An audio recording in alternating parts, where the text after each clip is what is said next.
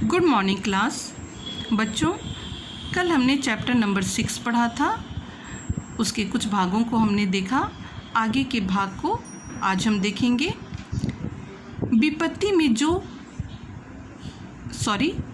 में भी जिसकी बुद्धि की कांति बढ़ती जाती है, समझो वही सच्चा धीर है। प्रताप का धैर्य विपत्तियों से दिन दिन बढ़ता ही गया।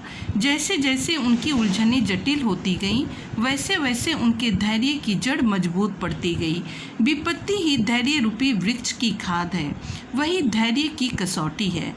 यहाँ पर लेखक कह रहे हैं कि जो व्यक्ति विपत्तियों का सामना करता जाता है, सच पूछो तो उसकी बुद्धि और भी परिपक्व होती जाती है। जैसे महाराणा प्रताप विभिन्न विपत्तियों का सामना करने लगे और जैसे जैसे उनके सामने विपत्तियां आती गईं, वे उन समस्याओं को सुलझाने में और भी सक्षम होने लगे।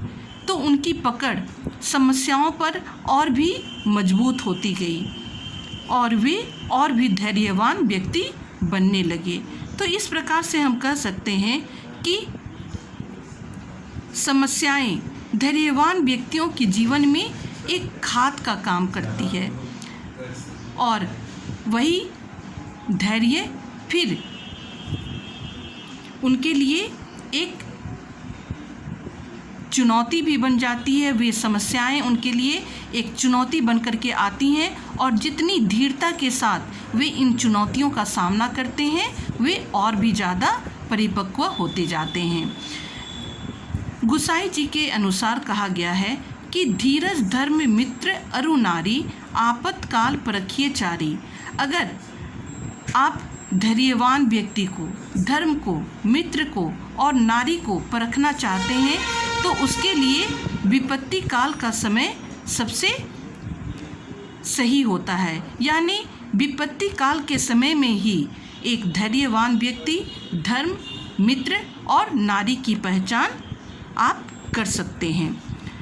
सुख में तो धीरता का अभिनय सभी कर सकते हैं। संसार के किसी अनर्थकारी कृत्य को देखकर यदि किसी धीर महात्मा का हृदय जल उठता है तो फिर क्या पूछना है, मानो मिट्टी के तेल की खान में आग लग गई। यहाँ पर कहा जा रहा है कि सुख के समय तो हर मनुष्य धैर्यवान होता है, लेकिन अगर कोई धैर्यवान व्यक्ति किसी भी अनर्थकारी कार्य को देखता है, यानी अपने सामने किसी भी प्रकार के अनर्थ कार्य को होते हुए देखता है, तो उस व्यक्ति का हृदय उस समय इतना ज्वलनशील हो जाता है मानो उसकी चिंगारी को किसी ने आग का रूप दे दिया हो। उस अनर्थ का नाश किए बिना वह जलन नहीं बुझती और वह तब तक शांत नहीं बैठ सकता है जब तक कि वह उस अनर्थकारी कार्य को ना रोक सके। तो कहने का यहाँ मतलब यह है कि धैर्यवान व्यक्ति अपने सामने किसी भी गलत कार्य को होते हुए नहीं देख सकता है। जिस प्रकार ईसा मसीह ने जिस समय यरूशलेम में जन्म लिया, उस समय वहाँ की क्या दशा थी, यह सर्वविदित है। तो ईसा मसीह के जीवन के बारे में आप सभी जानते हैं कि जिस समय उनका जन्म हुआ था, उस समय यरूशलेम की स्थिति काफ़ी दयनीय थी। ये सभी लोग जानते हैं। आगे है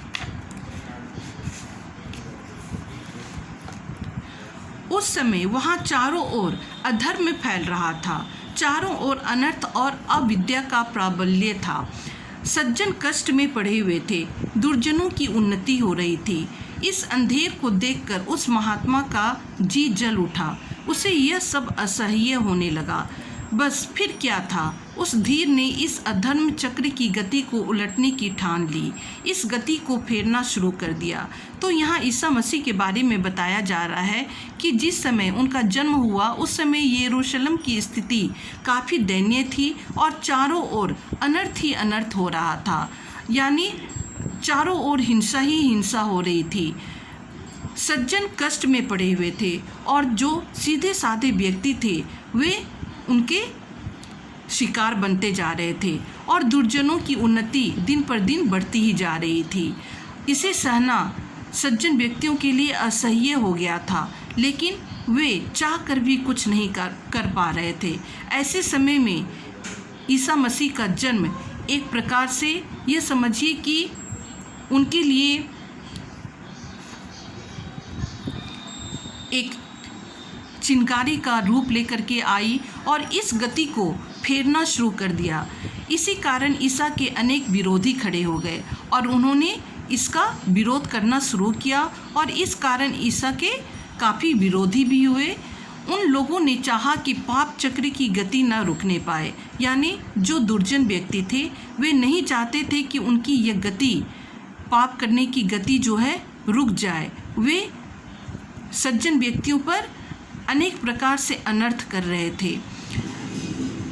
लाख लाख उद्योग किए गए, पर उन सबसे क्या हो सकता है। दुर्जनों ने ईसा के आंदोलन को रोकना चाहा, धैर्य को अधीरता से जीतना चाहा। इसका नतीजा क्या हुआ? तो यहाँ पर हम देख रहे हैं कि उन दुर्जन व्यक्तियों ने ईसा मसीह को अच्छे काम करने से रोकना चाहा, लेकिन इसका नतीजा क्या हुआ? थोड़े दिन के लिए पाप चक्र की चाल और भी बढ़ गई। अत्याचार दिनों दिन बढ़ने लगे। पापियों ने सोचा अब हमारी जीत हुई, किंतु यह बात उन्हें ना सूझी कि मरने के समय चींटियों के पंख निकल आया करते हैं। जब दीपक बुझने को होता है तब उसका प्रकाश बढ़ जाता है। निदान अत्याचारों की बढ़ती यहाँ तक हुई कि ईसा धर्म विरोधी विद्रोही सिद्ध किए गए और उन्हें सूली पर चढ़ाने का शाही हुक्म हुआ। तो उन दुर्जन व्यक्तियों ने ईसा मसीह को काफ़ी रोकने का प्रयास किया, किंतु ईसा मसीह उनके इन बातों से रुकने वाले नहीं थे। उन्होंने अपनी तरफ से भरसक कोशिश की उन्हें रोकने की, लेकिन एक कहावत है कि विनाश काले विपरीत बुद्धि। उन दुर्जन व्यक्तियों ने ईसा मसीह पर और भी चोट करना प्रारंभ किया। उन्हें विभिन्न तरह से उन्होंने सताना शुरू किया और उन्हें सताते हुए उन्हें अंत में सूली पर चढ़ाने का हुक्म भी दे दिया। हर एक आदमी अपने मन से संसार को तोलता है। इस बादशाह ने भी ईसा को अपनी मन रूपी कांटे से तोला। वह ईसा को अपने समान ही अधीर समझ बैठा। उसे निश्चय था कि ईसा अब राह पर आ जाएगा। मृत्यु का नाम सुनकर वह डर जाएगा और चुप हो बैठेगा। पर भला धीर भी कहीं मृत्यु से डरते हैं? तो उन्होंने ईसा मसीह को सूली पर चढ़ा दिया। उन्होंने सोचा कि मृत्यु के भय से ईसा मसीह उनके साथ विद्रोह नहीं करेंगे, वे भी उनके सामने घुटने टेक देंगे, लेकिन ऐसा नहीं हुआ। भला कोई धीर मनुष्य भी छोटी छोटी बातों से कभी घबराता है? ये हमने पहले ही देख लिया है। मृत्यु को तो वे फूलों के हार की तरह ग्रहण करते हैं। आत्मबलि से ही तो उनके कार्य की सिद्धि होती है। ऐसे समय में ही तो उन्हें अपने सच्चे या झूठे होने का पता चलता है। ऐसे ही समय में दृढ़ रहने से तो उनकी उपाधि धीर सार्थक होती है। खैर, ईसा सूली पर चढ़ गए। उनके हाथ पांवों में कीलें ठोक दी गईं। एक धीर के आत्म बलिदान से दुनिया के एक अंधेरे हिस्से में सत्य का प्रकाश हुआ। सत्य सूर्य का उदय हुआ। उसकी मृत्यु से एक मृत जाति जीवित हो उठी। तो इस प्रकार हमने देखा कि उनको सूली पर चढ़ा देने के बावजूद भी ईसा मसीह का मन बिल्कुल नहीं डगमगाया। और ऐसे समय में ही धीर मनुष्य की परीक्षा होती है और धीर मनुष्य भी अपने आप को ऐसे समय में ही अपने आप को तोलता भी है। वह अपने मन को जरा भी निश्चल नहीं करता है। ईसा मसीह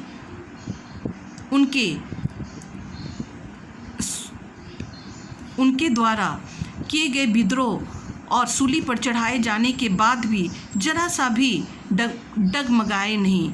उनके हाथ पांव में कीलें जरूर ठोक दी गईं, लेकिन उन्होंने अपने आत्मबल को नीचे नहीं गिरने दिया। और उन लोगों ने सोचा कि ईसा मसीह की मृत्यु हो गई, लेकिन ठीक इसके विपरीत हुआ और एक नए सूर्य का उदय हुआ, यानी ईसा मसीह फिर जीवित होकर के आए। एक तरह से मृत्यु भी उनके सामने हार गई।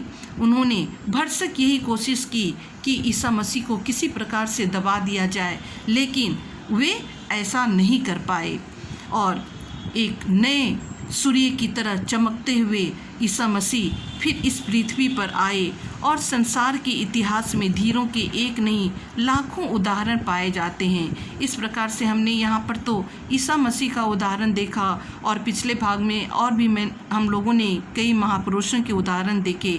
इसी प्रकार धैर्यवान व्यक्तियों के अनेक उदाहरण हैं। बिना धैर्य के अवलंब के अनेक गुणों से विभूषित रहने पर भी लोग कुछ नहीं कर सके हैं। धैर्य सदाचरण की पहली सीढ़ी है।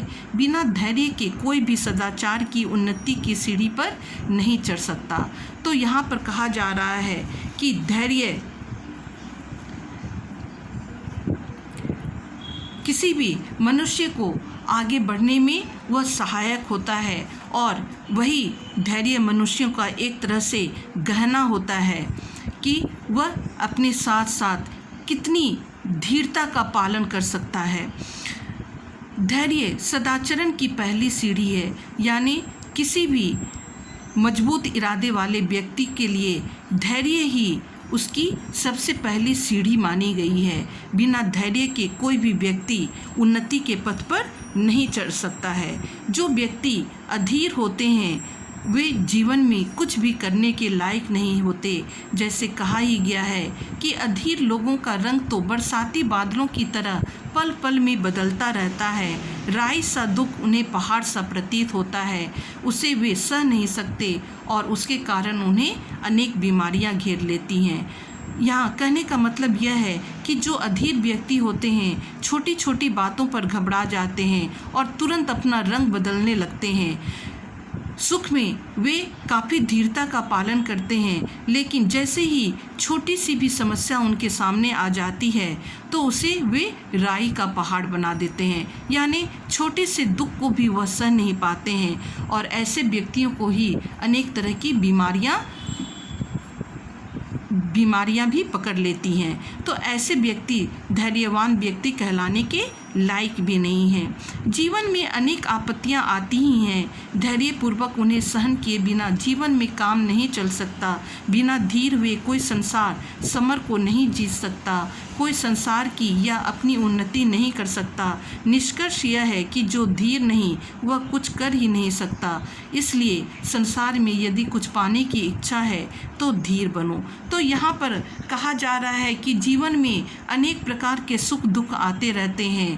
ये कालचक्र जीवन का सुख दुख का चलता ही रहता है, लेकिन जो धैर्यवान व्यक्ति है वह इन काल चक्र से नहीं घबराता है, यानी सुख और दुख में भी वह निरंतर एक समान रहता है